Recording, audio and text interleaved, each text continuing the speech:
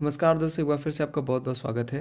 दोस्तों, आज हम फिर अवेलेबल हैं आपके साथ एक और वीडियो के साथ जो कि बेस्ड होगा जीके पे, जिसमें हम समितियों के बारे में बात करेंगे, आर्थिक समितियां तथा आयोग समितियों के बारे में, तथा उनके कार्यक्षेत्र में कि उनका कार्यक्षेत्र है वो क्या काम करती हैं और ये समितियां क्यों गठित की गई हैं।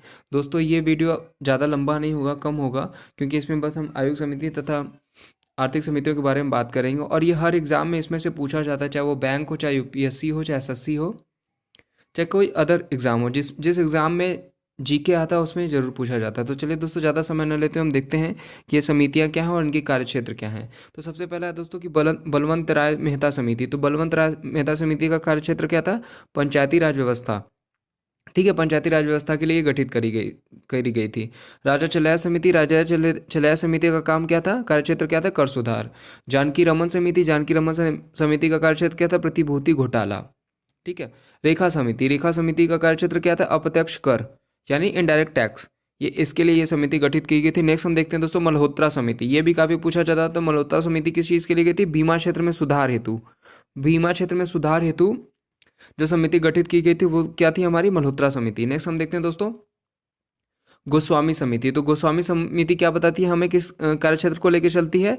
वो है औद्योगिक रुग्णता को लेकर चलती है। स्वामीनाथन समिति हमारी क्या लेकर चलती है? कृषकों की समस्या यानी किसान भाइयों की समस्या को लेकर हमारी क्या के लिए जो समिति का गठन किया गया था वो है स्वामीनाथन समिति। कई बार पूछा जाता है स्वामीनाथन समिति के बारे में।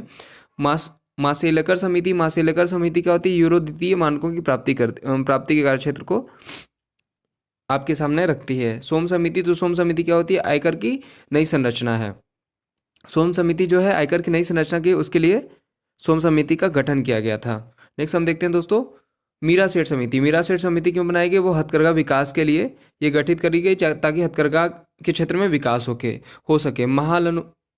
महालनोबिस महालनेबिस समिति किसके लिए गई? तो ये राष्ट्रीय आय के लिए जो समिति का गठन किया गया था वो क्या थी? महालनेबिस।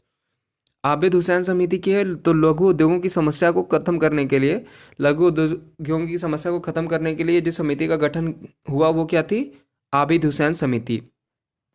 गोईपोरिया समिति कौन थी? बैंक सेवा में सुधार हेतु गोईपोरिया समिति के का गठन हुआ। राकेश मोहन समिति थी आधारिक वित्तीय संरचना। तो दोस्तों, जैसा कि आपका एग्जाम होगा, अगर बैंक का एग्जाम होगा तो आप इसमें जो समिति बैंक से रिलेटेड बनाई गई आप उसको देख सकते हैं। बाकी अदर जो आपको किसी से रिलेटेड होंगे उसमें आप किसी वाले समितियों को देख सकते हैं।